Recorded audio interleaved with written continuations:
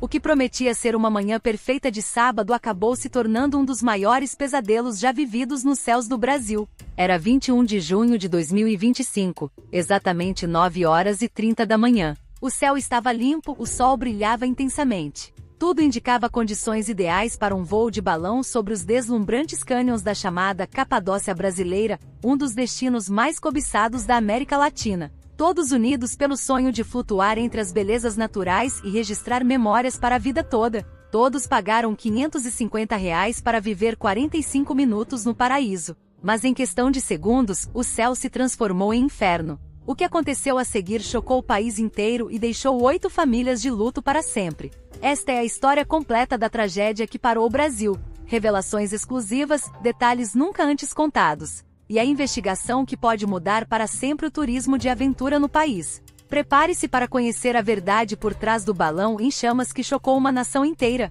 Haviam famílias inteiras, casais e amigos que haviam escolhido essa aventura para criar memórias especiais. O grupo era formado principalmente por catarinenses, 18 pessoas do próprio estado, além de 2 gaúchos do Rio Grande do Sul e um paulista. Todos tinham uma coisa em comum: a busca por uma experiência inesquecível nas alturas. Infelizmente, para muitos deles, essa seria a última aventura de suas vidas. O que deveria ser um passeio tranquilo e seguro transformou-se rapidamente em uma tragédia de proporções devastadoras. O balão, que momentos antes deslizava suavemente pelo céu azul, de repente se transformou em uma armadilha mortal. As chamas começaram a se espalhar de forma descontrolada, criando um cenário de terror e desespero. No cesto do balão, o pânico tomou conta. As pessoas se abraçaram, algumas buscando conforto nos últimos momentos, outras tentando proteger seus entes queridos. Testemunhas no solo relataram gritos desesperados ecoando pelo ar, enquanto o balão em chamas descia em direção ao solo. O resultado foi devastador. 8 pessoas perderam a vida naquele sábado que começou tão promissor. 4 delas morreram carbonizadas ainda dentro do cesto, vítimas das chamas que consumiram parte da estrutura. Outras 4 não resistiram aos ferimentos causados pela queda, que aconteceu quando o balão finalmente tocou o solo. Entre os sobreviventes, 13 pessoas conseguiram escapar com vida, mas muitas ficaram gravemente feridas. Algumas foram encontradas ainda conscientes, mas em estado de choque. Outras precisaram ser socorridas rapidamente pelas equipes de emergência que chegaram ao local. A tragédia abalou não apenas as famílias das vítimas, mas toda a comunidade de Praia Grande e do estado de Santa Catarina. A cidade, que havia se orgulhado de ser um destino turístico seguro e acolhedor, viu-se no centro de uma das piores tragédias aéreas da região. As autoridades locais foram acionadas imediatamente, e equipes de resgate, bombeiros e policiais correram para o local do acidente. O cenário encontrado era desolador: destroços espalhados, feridos necessitando de cuidados médicos urgentes e corpos que precisavam ser identificados. Enquanto os socorristas trabalhavam incansavelmente para salvar vidas e preservar a dignidade das vítimas, começava a se formar uma rede de apoio para as famílias afetadas. A comunidade se mobilizou rapidamente, oferecendo desde apoio emocional até assistência prática para os familiares que chegavam à cidade. O que aconteceu naqueles momentos fatídicos continuaria a ser investigado minuciosamente pelas autoridades competentes, mas uma coisa já era certa: a manhã ensolarada de 21 de junho ficaria para sempre marcada na memória de todos. Que algo estava terrivelmente errado apareceram de forma súbita e assustadora. Segundo relatos das primeiras investigações, o fogo teve início no próprio cesto do balão, possivelmente originado por um maçarico, equipamento essencial usado para aquecer o ar e manter a aeronave em voo. O que começou como uma pequena chama rapidamente se transformou em um incêndio descontrolado. As pessoas no cesto perceberam o perigo imediatamente, mas já era tarde demais para conter o fogo. O tecido do balão, feito de material altamente inflamável, começou a ser consumido pelas chamas que se espalhavam com velocidade assustadora. Nesse momento crítico, o piloto da aeronave tomou uma decisão que salvaria muitas vidas. Percebendo que não havia tempo a perder, ele fez com que o balão descesse rapidamente em direção ao solo, aproximando-se o máximo possível da terra firme. Era uma manobra arriscada, mas necessária para dar aos passageiros uma chance de sobrevivência. "Pulem! Pulem agora!", gritou o piloto, orientando desesperadamente as pessoas a abandonarem o cesto em chamas. O pânico tomou conta do grupo, mas muitos conseguiram reagir rapidamente à ordem. Um por um, os passageiros começaram a saltar do cesto, ainda a alguns metros do chão. A maioria das pessoas conseguiu desembarcar do balão em chamas durante essa descida controlada. Algumas se machucaram na queda, mas estavam vivas e relativamente seguras no solo.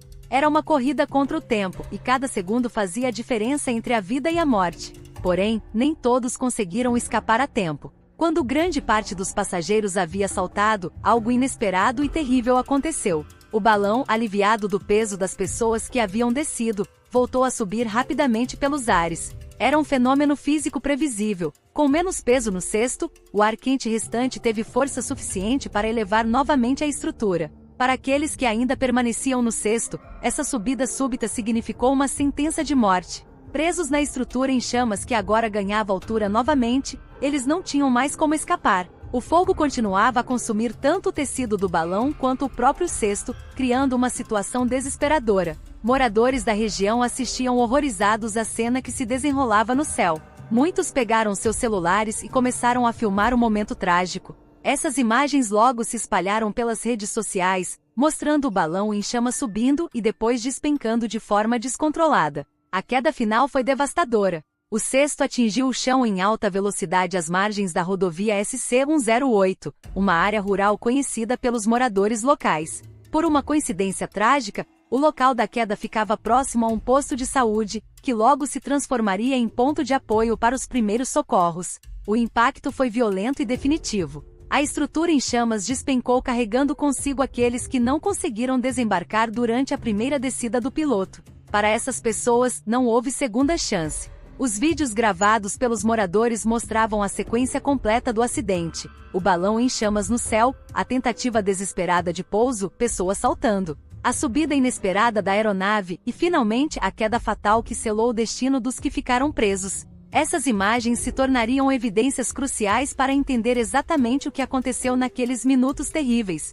Cada frame registrado pelos celulares dos moradores contava uma parte da história que chocou o Brasil e deixou famílias inteiras de luto. Nos minutos seguintes ao impacto, a região às margens da rodovia SC-108 se transformou em um cenário de intensa movimentação. O som das sirenes ecoava pelo ar enquanto equipes de emergência chegavam ao local da tragédia. Era o início de uma operação de resgate que mobilizaria os melhores recursos médicos disponíveis na região. O Corpo de Bombeiros e o SAMU trabalharam lado a lado para atender os 13 sobreviventes do acidente. A prioridade era clara: estabilizar as vítimas e transportá-las rapidamente para os hospitais mais próximos. Ambulâncias foram despachadas para diferentes unidades de saúde, distribuindo os feridos conforme a gravidade de cada caso. Era uma corrida contra o tempo para salvar todas as vidas possíveis. O Hospital Nossa Senhora de Fátima, referência médica na região, recebeu pelo menos 5 das vítimas mais graves. A unidade hospitalar foi imediatamente colocada em estado de alerta máximo. Médicos que estavam de folga foram chamados de volta, equipes de enfermagem foram reforçadas e todos os recursos disponíveis foram mobilizados para atender a emergência. A operação especial montada pelo hospital funcionou como uma máquina bem azeitada. Salas de cirurgia foram preparadas, centros de tratamento de queimados foram ativados e especialistas em trauma foram acionados. Cada profissional de saúde sabia que estava lidando com uma situação extraordinária que exigia o melhor de cada um. Enquanto a luta pela vida dos sobreviventes acontecia nos hospitais, outro trabalho igualmente importante começava no local do acidente. A Polícia Civil iniciou imediatamente a investigação para descobrir as causas exatas da tragédia. Era fundamental entender o que havia dado errado para evitar que acidentes similares voltassem a acontecer. O piloto do balão que conseguiu sobreviver ao acidente tornou-se uma peça-chave na investigação. Mesmo abalado pelo trauma vivido, ele forneceu informações preliminares valiosas para os investigadores. Seu relato sobre os momentos que antecederam o incêndio e sua decisão de orientar os passageiros a saltarem seriam fundamentais para reconstruir a sequência dos eventos. A investigação da Polícia Civil seguiu todos os protocolos técnicos necessários. Peritos foram destacados para examinar os destroços do balão, analisar as condições climáticas do momento do acidente e coletar depoimentos de testemunhas. Cada detalhe era importante para formar um quadro completo do que havia acontecido. Paralelamente, a Agência Nacional de Aviação Civil, ANAC, também entrou em ação. Como órgão responsável pela regulamentação e fiscalização da aviação civil no Brasil, a ANAC assumiu o papel de monitorar todos os desdobramentos da investigação. Especialistas da agência acompanhavam de perto cada descoberta dos investigadores locais. A presença da ANAC garantia que a investigação seguiria os mais altos padrões técnicos internacionais. A agência já havia lidado com acidentes aéreos antes, mas cada caso trazia suas particularidades. O envolvimento de um balão de ar quente exigia conhecimentos específicos sobre esse tipo de aeronave e suas características operacionais. Nos hospitais, familiares das vítimas começavam a chegar. Alguns vinham de longe, outros moravam na própria região. Todos compartilhavam a mesma angústia e esperança de encontrar seus entes queridos vivos. O Hospital Nossa Senhora de Fátima organizou um setor especial para atender essas famílias, oferecendo apoio psicológico e informações atualizadas sobre o estado de cada paciente. As próximas horas seriam cruciais tanto para a recuperação dos sobreviventes quanto para o esclarecimento das causas do acidente que chocou o Brasil inteiro. A Sobrevoar era uma empresa consolidada no mercado de balonismo em Praia Grande, especializada em oferecer aos turistas a experiência única de voar sobre as belezas naturais da região. Fundada há alguns anos, a companhia havia se tornado uma referência local, atraindo visitantes de todo o Brasil em busca da aventura de contemplar do alto os famosos cânions e formações rochosas da Capadócia brasileira. O que tornava a Sobrevoar confiável aos olhos dos clientes e autoridades era sua conformidade com todas as regulamentações exigidas. O balão envolvido na tragédia possuía todas as autorizações e licenças necessárias para operar, tendo passado por inspeções regulares e cumprido todos os requisitos legais estabelecidos pelos órgãos competentes. Era uma operação aparentemente segura e dentro dos padrões estabelecidos. O passeio oferecido pela empresa seguia um roteiro bem estruturado, pensado para proporcionar uma experiência completa e inesquecível. Com duração de 45 minutos no ar, o voo prometia levar os passageiros a altitudes de até 1.000 metros, oferecendo vistas panorâmicas espetaculares da região. Era tempo suficiente para apreciar a paisagem sem cansar os participantes ou comprometer a segurança da operação.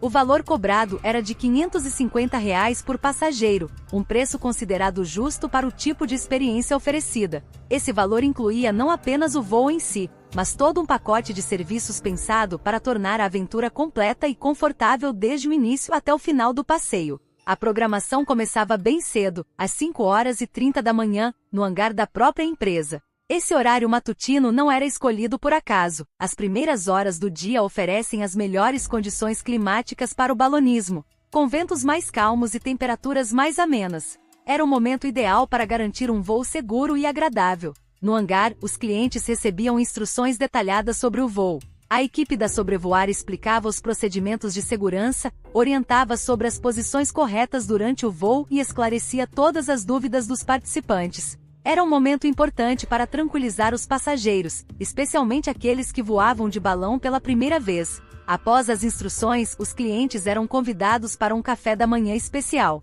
Esse momento servia não apenas para alimentar os participantes antes do voo, mas também para criar um ambiente descontraído e permitir que o grupo se conhecesse melhor. Muitas amizades nasciam ali, entre pessoas que compartilhavam a mesma busca por aventura e experiências marcantes. O serviço incluía ainda o transfer, ou seja, o transporte dos clientes do hangar até o local de decolagem. Esse deslocamento fazia parte da experiência, permitindo que os participantes conhecessem um pouco mais da região e se preparassem mentalmente para o voo que estava por vir. Durante todo o passeio, a equipe da Sobrevoar registrava fotos do balão e dos passageiros. Essas imagens seriam entregues posteriormente como lembrança da experiência vivida. Era uma forma de eternizar aqueles momentos especiais e permitir que os clientes compartilhassem sua aventura com familiares e amigos. Ao final do voo, a empresa oferecia ainda um brinde especial para celebrar a conclusão bem-sucedida da aventura. Era uma tradição do balonismo mundial, um momento de confraternização que marcava o fim de uma experiência única na vida de cada participante. Todo esse cuidado com os detalhes e a preocupação em oferecer um serviço completo haviam construído a reputação sólida da Sobrevoar no mercado turístico de Santa Catarina. Ninguém poderia imaginar que aquela manhã de sábado seria diferente de todas as outras, transformando o que deveria ser uma celebração em uma tragédia que abalaria para sempre a confiança no setor. Praia Grande não é apenas mais uma cidade do interior de Santa Catarina. Localizada na região dos Aparados da Serra, bem na divisa com o Rio Grande do Sul, este pequeno município se transformou em um dos destinos turísticos mais procurados do sul do Brasil. Sua posição estratégica a apenas 270 quilômetros de Florianópolis e 230 quilômetros de Porto Alegre, facilita o acesso de visitantes dos dois maiores centros urbanos da região.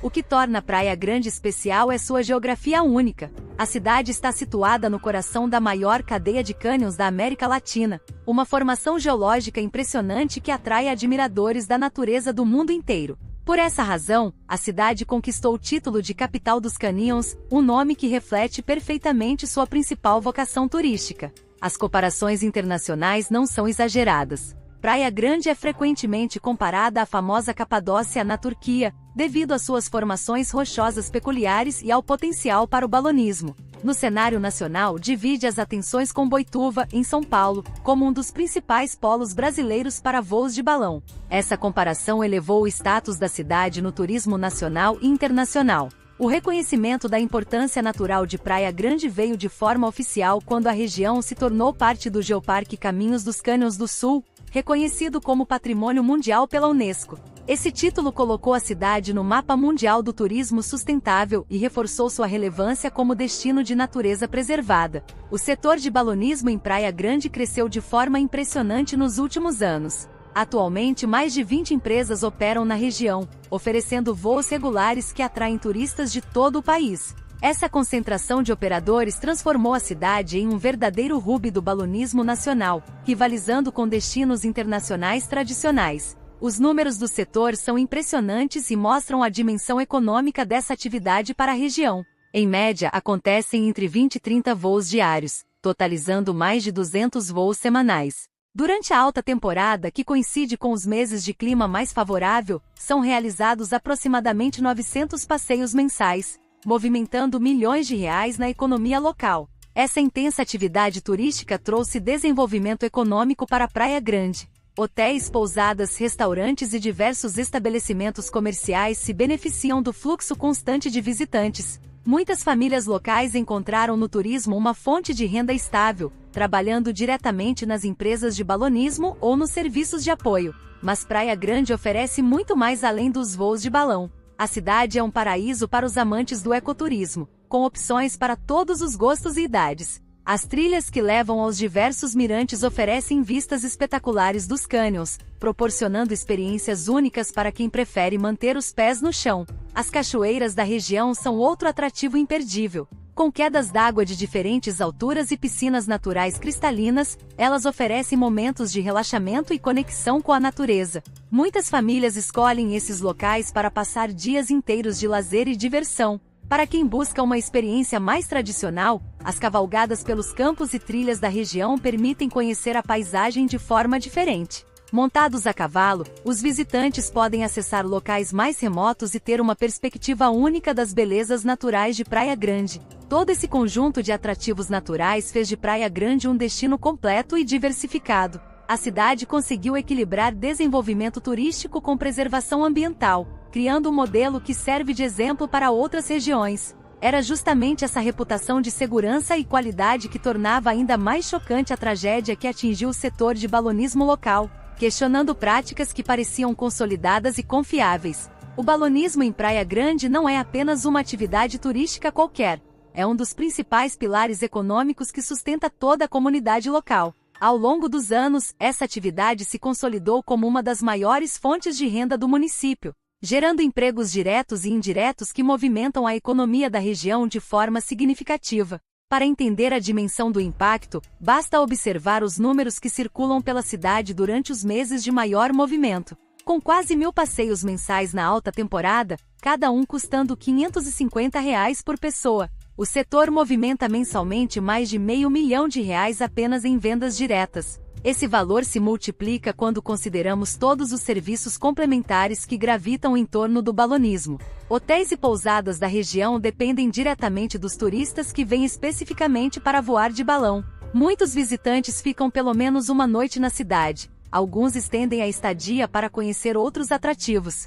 Restaurantes, lanchonetes, lojas de souvenirs e postos de combustível também se beneficiam desse fluxo constante de pessoas que chegam à cidade com dinheiro para gastar. O setor de transporte local também prospera com o balonismo. Taxistas, motoristas de aplicativo e empresas de transfer encontraram no turismo de balão uma fonte confiável de renda. Muitos profissionais organizaram seus horários de trabalho especificamente para atender a demanda dos voos, que começam cedo pela manhã e se estendem ao longo do dia. Mas a importância econômica de Praia Grande vai muito além dos balões. A cidade soube diversificar sua oferta turística, criando um segmento robusto de turismo de aventura que inclui atividades variadas nos cânions e na natureza exuberante da região.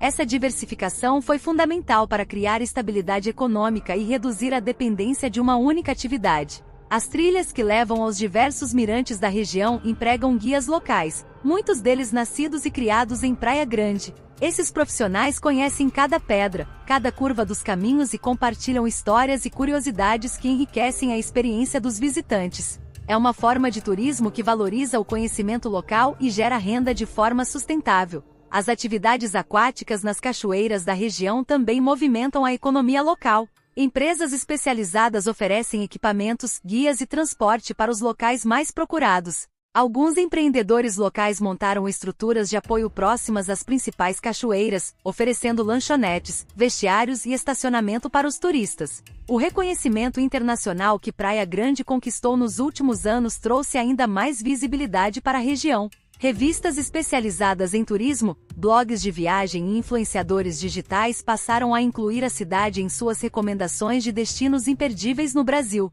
Esse reconhecimento internacional elevou o padrão de exigência dos turistas e, consequentemente, a qualidade dos serviços oferecidos. A fama de Praia Grande ultrapassou as fronteiras nacionais. Turistas estrangeiros, especialmente argentinos e uruguaios, descobriram a região e passaram a incluí-la em seus roteiros pelo Brasil. Essa internacionalização do turismo local trouxe divisas importantes e consolidou a cidade no cenário turístico sul-americano. Por isso, a tragédia do balão representou muito mais que a perda de vidas preciosas, embora essa seja, sem dúvida, a dimensão mais importante e dolorosa. O acidente também abalou toda uma estrutura econômica que levou anos para ser construída e que sustenta centenas de famílias na região. Enquanto a investigação oficial continua em andamento para determinar as causas definitivas do acidente, toda a comunidade de Praia Grande aguarda ansiosamente as conclusões. As autoridades trabalham para esclarecer cada detalhe do que aconteceu naquela manhã fatídica, buscando respostas que possam evitar novas tragédias e restaurar a confiança no setor que se tornou o coração econômico da cidade.